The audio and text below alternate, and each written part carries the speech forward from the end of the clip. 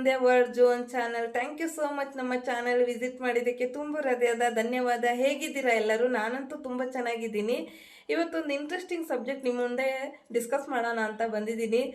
ಸ್ನೇಹಿತರೆ, ನೋಡ್ಬೋದು ಇವತ್ತು ತುಂಬ ಮನೆಗಳಲ್ಲಿ ನಾವು ದೇವ್ರ ಪೂಜೆ ಮಾಡುವಾಗ ದೇವ್ರ ಕೋಣೆಯಲ್ಲಿ ಒಂದು ಗಿಂಡಿಯಲ್ಲೋ ಅಥವಾ ಒಂದು ತಾಮ್ರದ ಲೋಟದಲ್ಲೋ ಏನೋ ಒಂದು ಸಣ್ಣ ಪಾತ್ರೆಯಲ್ಲಿ ನೀರಿಟ್ಟು ಪೂಜೆ ಮಾಡ್ತಾರೆ. ಆ ದೇವ್ರ ಕೋಣೆಯಲ್ಲಿ ನೀರಿಡುವುದು ಯಾಕೆ, ಆ ನೀರಿಟ್ಟು ಯಾಕೆ ಪೂಜೆ ಮಾಡಬೇಕು, ಅದರ ಮೂಲ ಉದ್ದೇಶ ಏನು, ಅದು ಇಡುವುದರಿಂದ ಏನೆಲ್ಲ ನಮಗೆ ಪ್ರಯೋಜನ ಇದೆ ಅನ್ನುವಂಥದ್ದನ್ನು ನನಗೆ ಗೊತ್ತಿದ್ದ ಮಟ್ಟಿಗೆ ಸ್ವಲ್ಪ ತಿಳಿಸ್ಕೊಡ್ತೇನೆ. ಅದಕ್ಕಿಂತ ಮುಂಚೆ ನಮ್ಮ ಚಾನಲನ್ನು ಯಾರು ಫಸ್ಟ್ ವಿಸಿಟ್ ಮಾಡಿದಿರೋ ದಯವಿಟ್ಟು ಸಬ್ಸ್ಕ್ರೈಬ್ ಮಾಡ್ಕೊಳ್ಳಿ. ಸಬ್ಸ್ಕ್ರೈಬ್ ಮಾಡಿಕೊಂಡು ನಮ್ಮ ವಿಡಿಯೋವನ್ನು ಫುಲ್ಲು ನೋಡಿಬಿಟ್ಟು ಲೈಕ್ ಮಾಡಿ, ಕಮೆಂಟ್ ಮಾಡಿ, ಶೇರ್ ಮಾಡಿ. ಬನ್ನಿ, ಹಾಗಾದರೆ ತಡ ಮಾಡೋದು ಬೇಡ, ವಿಡಿಯೋನ ಸ್ಟಾರ್ಟ್ ಮಾಡೋಣ. ವೆಲ್ಕಮ್. ಬನ್ನಿ ಫ್ರೆಂಡ್ಸ್, ಇವತ್ತು ನಾವು ದೇವರ ಕೋಣೆಯಲ್ಲಿ ನೀರಿಟ್ಟು ಪೂಜೆ ಮಾಡುವುದು ಏಕೆ ಅನ್ನುವಂಥದ್ದನ್ನು ತಿಳ್ಕೊಳ್ಳೋಣ. ಇದರ ಹಿಂದಿನ ರಹಸ್ಯ ಏನು, ಇದರ ಮೂಲ ಉದ್ದೇಶ ಏನು, ಈ ನೀರಿಟ್ಟು ದೇವರ ಕೋಣೆಯಲ್ಲಿ ಪೂಜೆ ಮಾಡುವುದರಿಂದ ನಮಗೇನು ಪ್ರಯೋಜನ ಆಗುತ್ತೆ ಅನ್ನುವಂಥದ್ದನ್ನು ಒಂದೊಂದಾಗಿ ತಿಳ್ಕೊಳ್ಳೋಣ. ಮೊದಲನೇದಾಗಿ, ದೇವರ ಕೋಣೆಯಲ್ಲಿ ತಾಮ್ರದ ಚೊಂಬಿನಲ್ಲಿ ನೀರಿಡುವುದರಿಂದ ದೈವಿಕ ಶಕ್ತಿ ಹೆಚ್ಚಾಗುತ್ತದೆ ಅಂತ ಹೇಳ್ತಾರೆ. ಈಗ ನಾವು ದೈನಂದಿನ ದೇವರ ಪೂಜೆ ಅಥವಾ ಯಾವುದೇ ಒಂದು ಪೂಜೆ ಮಾಡಿದ ನಂತರ ಅಲ್ಲಿ ನಾವು ಪ್ರಸಾದವನ್ನು ಅರ್ಪಣೆ ಮಾಡ್ತೀವಿ. ಹಣ್ಣು, ತರಕಾರಿ, ನೈವೇದ್ಯ ಏನೋ ಒಂದು ಅರ್ಪಣೆ ಮಾಡ್ತೀವಿ. ಆ ಅರ್ಪಣೆ ಮಾಡಿದ ನಂತರ ನೀರನ್ನು ಸಹ ಅರ್ಪಣೆ ಮಾಡಬೇಕಾಗತ್ತೆ. ಆವಾಗ ಮಾತ್ರ ದೇವರಿಗೆ ಸಂತರ್ಪಣೆ ಆಯಿತು ಅಂತ ಅರ್ಥ. ಸುಮ್ಮನೆ ನಾವು ನೈವೇದ್ಯವನ್ನು ಅರ್ಪಣೆ ಮಾಡಿದ್ರೆ ಅದು ದೇವರಿಗೆ ಸಲ್ಲೋದಿಲ್ಲ ಅಂತ ಹೇಳ್ತಾರೆ.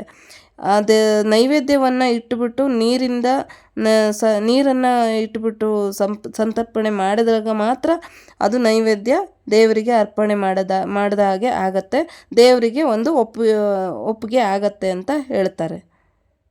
ಪೂಜಾ ಕೋಣೆಯಲ್ಲಿ ಅಥವಾ ದೇವರ ಕೋಣೆಯಲ್ಲಿ ನೀರನ್ನು ಇಡುವುದರಿಂದ ಮನೆಯಲ್ಲಿರುವ ಎಲ್ಲ ನಕಾರಾತ್ಮಕ ಶಕ್ತಿಯನ್ನು ಹೀರ್ಕೊಳ್ಳುತ್ತೆ ಅಂತ ಹೇಳ್ತಾರೆ. ಮನೆಯಲ್ಲಿ ಯಾವುದೇ ಒಂದು ದುಷ್ಟಶಕ್ತಿ ಇರ್ಬೋದು, ನಮ್ಮ ಕಣ್ಣಿಗೆ ಕಾಣದೆ ಅಂಥದ್ದು, ಅದನ್ನು ಎಲ್ಲ ನಕಾರಾತ್ಮಕ ಶಕ್ತಿಯನ್ನು ಈ ಒಂದು ತಾಮ್ರದ ಗಿಂಡಿಯಿಂದ ಅಥವಾ ಚೊಂಬಿನಲ್ಲಿ ನೀರನ್ನು ಇಡುವುದರಿಂದ ಅದು ನಕಾರಾತ್ಮಕ ಶಕ್ತಿಯನ್ನು ಹೀರ್ಕೊಳ್ಳುತ್ತೆ ಅಂತ ಹೇಳ್ತಾರೆ. ದೇವರ ಕೋಣೆಯಲ್ಲಿ ನೀರನ್ನು ಇಡುವುದರಿಂದ ಸಕಲಾರ್ಥ ಇಷ್ಟಾರ್ಥ ಸಿದ್ಧಿ ಪ್ರಾಪ್ತವಾಗುತ್ತದೆ ಅಂತ ಹೇಳ್ತಾರೆ. ನಾವೇನೇ ಒಂದು ಬೇಡಿಕೊಂಡು ಪೂಜೆ ಮಾಡಿ ಸಲ್ಲಿಸಿದರೆ ಅದು ನಮ್ಮ ಬೇಡಿಕೆಯನ್ನು ಈಡೇರಿಸುತ್ತದೆ ಅನ್ನುವಂಥದ್ದು ಒಂದು ಪೂರ್ವಜರ ಕಾಲದಿಂದಲೂ ಒಂದು ಪದ್ಧತಿ ಇದೆ. ದೇವರಿಗಿಡುವಂಥ ನೀರನ್ನು ಖಾಲಿ ನೀರು ಇಡಬಾರ್ದು ಯಾವಾಗಲೂ. ಅದಕ್ಕೆ ತುಳಸಿ ಎಲೆಯನ್ನು ಹಾಕಿಡಬೇಕಾಗತ್ತೆ. ಸೊ ಇಲ್ಲಿ ನನಗೆ ತುಳಸಿ ಎಲೆ ಸಿಗಲ್ಲ, ಸೊ ಆದ್ದರಿಂದ ನಾನು ಹೂವನ್ನು ಹಾಕಿಟ್ಟು ಪೂಜೆ ಮಾಡ್ತೇನೆ. ಈ ತುಳಸಿ ಎಲೆ ಹಾಕೋದ್ರಿಂದ ನೀರು ಶುದ್ಧ ಹಾಗೂ ಪವಿತ್ರವಾಗುತ್ತದೆ. ದೇವರ ಕೋಣೆಯು ಕೂಡ ಶುದ್ಧೀಕರಣವಾಗುತ್ತದೆ. ಇದರಿಂದ ದೇವರು ಕೂಡ ಪ್ರಸನ್ನರಾಗ್ತಾರೆ ಅಂತ ಹೇಳ್ತಾರೆ. ನಾವು ಮಾಡುವಂಥ ಪೂಜೆ ಕೂಡ ಪೂರ್ಣಗೊಳ್ಳುತ್ತೆ ಅಂತ ಹೇಳ್ಬೋದು. ದೇವರ ಪೂಜೆಯಲ್ಲಿ ದೇವರ ಕೋಣೆಯಲ್ಲಿ ಇಡುವಂಥ ಹೂವು, ದೇವರ ಸಾಮಗ್ರಿಗಳು ಎಷ್ಟು ಮುಖ್ಯವೋ ಹಾಗೆ ಇಡುವಂಥ ನೀರು ಕೂಡ ಅಷ್ಟೇ ಮುಖ್ಯವಾಗುತ್ತದೆ. ನೀವು ದೇವರ ಸಾಮಗ್ರಿಗಳನ್ನು ಎಷ್ಟೇ ಶುದ್ಧ ಮಾಡಿ ಎಷ್ಟೇ ಒಂದು ಕ್ಲೀನಾಗಿ ಇಟ್ಟರೂ ಕೂಡ ಅದಕ್ಕೆ ನಾವು ಪೂಜೆ ಮಾಡುವ ಹೊತ್ತಲ್ಲಿ ನೀರಿಂದ, ಒಂದು ತುಳಸಿ ಎಲೆಯಿಂದ ನೀರಿಂದ ಅದನ್ನು ಸಿಂಪಡಿಸಿದಾಗ ಮಾತ್ರ ಶುದ್ಧಿ ಆಗುತ್ತದೆ. ಇಲ್ಲಾಂದರೆ ದೇವರಿಗೆ ಅದು ಒಪ್ಪಿಗೆ ಆಗಲ್ಲ ಅಂತ ಹೇಳ್ತಾರೆ. ಅದರಿಂದ ನೀವು ಸಲ್ಲಿಸುವಂಥ ಪೂಜೆಗಳು ಕೂಡ ದೇವರಿಗೆ ಇಷ್ಟ ಆಗತ್ತೆ ಅಂತ ಹೇಳ್ಬೋದು. ಜಗತ್ತನ್ನು ರಕ್ಷಿಸುವ ವರುಣದೇವ ಹಾಗೂ ಗಂಗಾ ಮಾತೆಯನ್ನು ನಾವು ಈ ರೂಪದಲ್ಲಿ ಪೂಜೆ ಮಾಡಲಾಗ್ತದೆ ಅಂತ ನಂಬಿಕೆ ಇದೆ. ಇದರಿಂದ ಮನೆಯ ಸಮೃದ್ಧಿ ಕೂಡ ಹೆಚ್ಚಾಗತ್ತೆ. ವಾಸ್ತು ಪ್ರಕಾರ ದೇವರ ಕೋಣೆಯಲ್ಲಿ ನೀರಿಡುವುದರಿಂದ ಮನೆಯ ಅಭಿವೃದ್ಧಿ ಹೆಚ್ಚಾಗುತ್ತದೆ ಹಾಗೂ ಧನಾತ್ಮಕ ಶಕ್ತಿ ಕೂಡ ಹೆಚ್ಚಾಗುತ್ತದೆ ಅಂತ ಹೇಳ್ತಾರೆ. ಮನೆಯಲ್ಲಿ ಯಜಮಾನನಿಗೆ ಯಾವುದೇ ಒಂದು ಕೆಲಸ ಕಾರ್ಯಗಳಲ್ಲಿ ಕೂಡ ಯಶಸ್ವಿಯನ್ನು ನೋಡ್ಬೋದು. ತಾಮ್ರದ ಚೊಂಬಿನಲ್ಲಿ ನೀರಿಡುವ ಸಂಪ್ರದಾಯ ಇಂದಿಗೂ ತಿರುಪತಿ ತಿಮ್ಮಪ್ಪನ ಸನ್ನಿಧಿಯಲ್ಲಿ ಕೂಡ ಮಾಡ್ತಾ ಇದ್ದಾರೆ. ಇದು ಎಷ್ಟೋ ಜನರಿಗೆ ಇನ್ನೂ ಗೊತ್ತಿಲ್ಲ. ಅಂತಹ ತಿರುಪತಿ ತಿಮ್ಮಪ್ಪನ ಸನ್ನಿಧಿಯಲ್ಲೇ ಎಲ್ಲ ಸೇವೆ ಪೂಜೆ ಎಲ್ಲ ಮಾಡಿದ ನಂತರ ದೇವರಿಗೆ ನೀರಿಂದ ಸಂಪರ್ಪಣೆ ಮಾಡಿಬಿಟ್ಟು ಬಾಗಿಲ ಹಾಕ್ತಾರಂತೆ. ಇದು ಇಂದಿಗೂ ನಡೀತಾ ಇದೆ. ಆ ಇಟ್ಟಂಥ ನೀರು ಮಾರನೇ ದಿನ ಬಂದಂಥ ಭಕ್ತಾದಿಗಳಿಗೆ ಅದನ್ನೇ ತೀರ್ಥ ಕೊಡ್ತಾರಂತೆ. ಎಲ್ಲರಿಗೂ ತೀರ್ಥ ಸೇವೆ ಅದರಿಂದನೇ ಆಗ್ತದಂತೆ. ಅದರಿಂದ ನಾವು ದೇವರ ಪುಣ್ಯ ಫಲವನ್ನು ಪಡೆಯುತ್ತೇವೆ. ಆದ್ದರಿಂದ ದೇವರ ತಾಮ್ರ ಚೊಂಬಿನಲ್ಲಿ ನೀರಿಡುವುದರಿಂದ ಮನೆಗೆ ಶುಭಕರ. ದೇವರ ಕೃಪೆ ಮನೆಗೆ ಲಭಿಸುತ್ತದೆ. ಅನೇಕ ಕಷ್ಟಗಳು ದೂರ ಆಗತ್ತೆ. ಹಣ, ಆರೋಗ್ಯ, ಉದ್ಯೋಗ ಯಾವುದೇ ಸಮಸ್ಯೆ ಇದ್ದರೂ ದೇವರು ಈ ಕಷ್ಟದಿಂದ ಪರಿಹಾರ ನೀಡುತ್ತದೆ ಅನ್ನುವಂಥದ್ದು ನಂಬಿಕೆ ಇದೆ. ಇನ್ನು ನಮಗೆ ಗೊತ್ತಿರ್ಬೋದು, ಎಲ್ಲರಿಗೂ ಒಂದು ಕಳಶ ಇಟ್ಟು ಪೂಜೆ ಮಾಡುವಷ್ಟು ಶಕ್ತಿ ಇರಲ್ಲ. ಕೆಲವೊಬ್ಬರಿಗೆ ಟೈಮ್ ಇರಲ್ಲ, ಕೆಲವೊಬ್ಬರಿಗೆ ಅವಕಾಶ ಇರಲ್ಲ. ಇಂಥ ಒಂದು ಸಂದರ್ಭದಲ್ಲಿ ನಾವು ಒಂದು ತಾಮ್ರದ ಗಿಂಡಿಯಲ್ಲಿ ನೀರಿಟ್ಟು ಪೂಜೆ ಮಾಡಿದರೆ ಅದರಷ್ಟೇ ಫಲ ಪಡಿಬೋದು ಅಂತ ಹೇಳ್ತಾರೆ. ನಾವೇನು ಕಳಶ ಇಟ್ಟು ಪೂಜೆ ಮಾಡಿ ಫಲ ಪಡಿತೇವೋ ಅದೇ ರೀತಿ ನಾವು ಫಲವನ್ನು ಈ ತಂಬಿಗೆ ಇಟ್ಟು ಪೂಜೆ ಮಾಡೋದ್ರಿಂದ ಫಲ ಪಡಿಬೋದು ಅಂತ ಹೇಳ್ತಾರೆ. ಇನ್ನು ಈ ದೇವರ ಗಿಂಡಿಯನ್ನು ನೀರಿಡುವುದು ಹೇಗೆ ಅನ್ನುವಂಥದ್ದನ್ನು ನಾನು ಹೇಳ್ತೇನೆ, ತಿಳ್ಕೊಳ್ಳೋಣ. ಒಂದು ಶುದ್ಧವಾದ ತಾಮ್ರದ ತಂಬಿಗೆಯನ್ನು ತೆಗೆದುಕೊಳ್ಳಿ. ತಾಮ್ರದೇ ಇಟ್ಟರೆ ಒಳ್ಳೆಯದು ದೇವರಿಗೆ. ಆ ತಾಮ್ರದ ಗಿಂಡಿಯಲ್ಲಿ ಅಥವಾ ಚೊಂಬಿನಲ್ಲಿ ಒಳ್ಳೆಯ ಶುದ್ಧ ನೀರನ್ನು ಹಾಕಿ ತುಂಬಿಡಿ.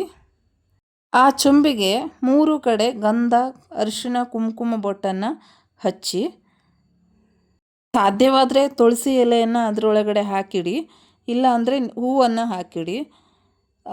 ಪೂಜೆ ಮುಗಿದ ನಂತರ ಮಾರನೇ ದಿನ ಅದನ್ನು ಎಲ್ಲ ಮನೆ ಸುತ್ತಲೂ ಒಂದು ಚಮಚದಿಂದ ಸಿಂಪಡಿಸಿ ನೀರನ್ನು.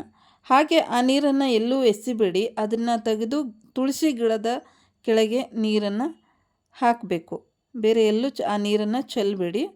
ತುಳಸಿ ಗಿಡಕ್ಕೆ ಅಥವಾ ಯಾವುದಾದ್ರು ಒಂದು ಗಿಡ ಇದ್ದರೆ ಆ ಗಿಡಕ್ಕೆ ಆ ನೀರನ್ನು ಹಾಕಿ. ಇಲ್ಲ ಅಂತಂದರೆ ನೀವು ಆ ನೀರನ್ನು ಮಾರನೇ ದಿನ ಎಲ್ಲ ಮನೆಯ ಸದಸ್ಯರು ಕುಡಿಬೋದು. ಇದರಿಂದ ಯಾವುದೇ ಅನಾರೋಗ್ಯ ಸಮಸ್ಯೆ ಬರೋದಿಲ್ಲ. ತಾಮ್ರದ ನೀರು ಕುಡಿದ್ರೆ ದೇಹಕ್ಕೆ ಒಳ್ಳೆಯದು. ಇದರಿಂದ ಮನೆಯಲ್ಲಿ ಶಾಂತಿ, ನೆಮ್ಮದಿ, ನಿಮ್ಮ ಅಂದ್ಕೊಂಡಿರುವಂಥ ಯಾವುದೇ ಒಂದು ಕೆಲಸ ಕಾರ್ಯಗಳು ನೆರವೇರಿಸ್ತದಂತ ಪೂರ್ವಜ ಕಾಲದಿಂದಲೂ ನಂಬಿಕೆ ಇದೆ. ನೀರನ್ನು ದೇವರ ಬಲಭಾಗದಲ್ಲಿ ಇಡಬೇಕು. ಇನ್ನು ದಿನ ಚೇಂಜ್ ಮಾಡಲಿಕ್ಕೆ ಅಥವಾ ಬದಲಾಯಿಸೋಕ್ಕೆ ಸಾಧ್ಯವಾಗದೇ ಇದ್ದವರು 2 ದಿನಕ್ಕೆ ಅಥವಾ 3 ದಿನಕ್ಕೊಮ್ಮೆ ಆದರೂ ಬದಲಾಯಿಸ್ಬೋದು. ಬಟ್ 3 ದಿನಕ್ಕಿಂತ ಜಾಸ್ತಿ ಬದಲಾಯಿಸೋಕ್ಕೆ ಹೋಗಬೇಡಿ. ಸೊ 3 ದಿನ ಅಥವಾ 2 ದಿನಕ್ಕೊಮ್ಮೆ ಆದ್ರೂ ಬದಲಾಯಿಸಿ ಚೊಂಬನ್ನು ಬದಲಾಯಿಸ್ತಾ ಇರಿ, ಒಳ್ಳೆಯದು. ಇದರಿಂದ ಮನೆಯಲ್ಲಿ ಮಹಾಲಕ್ಷ್ಮಿ ಅನುಗ್ರಹ ಯಾವತ್ತೂ ಇರುತ್ತೆ. ಮನೆಯ ಅಭಿವೃದ್ಧಿ ಏಳಿಗೆಗಂತೂ ಸಾಧ್ಯವಾಗತ್ತೆ ಅಂತ ಹೇಳ್ಬೋದು. ನೋಡಿದ್ರಲ್ಲ, ದೇವರ ಕೋಣೆಯಲ್ಲಿ ತಾಮ್ರದ ಚೊಂಬಿನಲ್ಲಿ ನೀರನ್ನು ಇಡುವುದರಿಂದ ಏನೆಲ್ಲ ಪ್ರಯೋಜನ ಇದೆ, ಯಾಕೆ ಇಡಬೇಕು ಅನ್ನುವಂಥದ್ದು, ಹಾಗೆ ಇದರ ಹಿಂದಿನ ರಹಸ್ಯ ಏನು ಅಂಥದ್ದನ್ನು ತಿಳ್ಕೊಂಡ್ರಿ ಅಂತ ಅಂದ್ಕೊತೀನಿ. ಇದರಿಂದ ತುಂಬ ಜನಕ್ಕೆ ಯೂಸ್ ಆಗುತ್ತೆ ಅಂತ ಅಂದ್ಕೊಂಡಿದ್ದೀನಿ. ವಿಡಿಯೋನ ಆದಷ್ಟು ಜನರಿಗೆ ಶೇರ್ ಮಾಡೋದನ್ನು ಮರಿಬೇಡಿ. ವಿಡಿಯೋ ಇಷ್ಟ ಆದರೆ ಲೈಕ್ ಮಾಡಿ.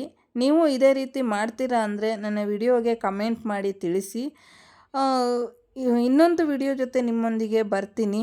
ವಿಡಿಯೋನ ಕೊನೆ ತನಕ ನೋಡಿದವರು ದಯವಿಟ್ಟು ಲೈಕ್ ಮಾಡಿ, ಹೈಪ್ ಮಾಡಿ, ಶೇರ್ ಮಾಡೋದನ್ನು ಮರಿಬೇಡಿ. ಇನ್ನೊಂದು ವಿಡಿಯೋ ಬರೋ ತನಕ ನನ್ನ ನಮಸ್ಕಾರ. ಎಲ್ಲರೂ ಚೆನ್ನಾಗಿರಿ, ನಗ್ತಾಯಿರಿ. ನೋಡಿದ್ರಲ್ಲ, ವಿಡಿಯೋ ಇಷ್ಟ ಆಯಿತು ಅಂತ ಅಂದ್ಕೊಂಡಿದ್ದೀನಿ. ಎಲ್ಲರಿಗೂ ಯೂಸ್ ಆಗುತ್ತೆ ಅಂತ ಅಂದ್ಕೊಂಡಿದ್ದೀನಿ. ಎಲ್ಲರಿಗೂ ಶೇರ್ ಮಾಡಿ ಆದಷ್ಟು. ವಿಡಿಯೋನ ಕೊನೆ ತನಕ ನೋಡಿದವರಿಗೆ ತುಂಬ ಹೃದಯದ ಧನ್ಯವಾದ. ಮತ್ತೊಮ್ಮೆ ಇನ್ನೊಂದು ವಿಡಿಯೋ ಜೊತೆ ನಿಮ್ಮೊಂದಿಗೆ ಬರ್ತೀನಿ. ಅಲ್ಲಿವರೆಗೂ ನನ್ನ ನಮಸ್ಕಾರ.